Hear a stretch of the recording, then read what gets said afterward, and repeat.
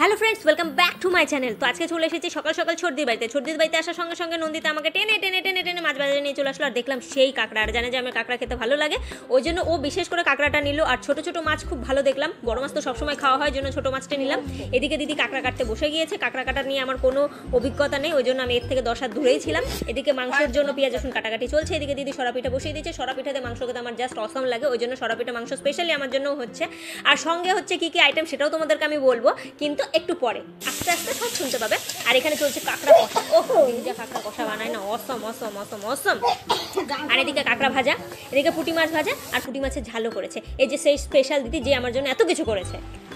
আজকে ছর্দি স্পেশাল খাওয়া দাওয়া, মানে দিদি করেছে যেহেতু। এখানে আছে ফোকাস কর। হ্যাঁ, এই তো। ও আচ্ছা, ওইভাবে অন হয়েছে ভিডিও।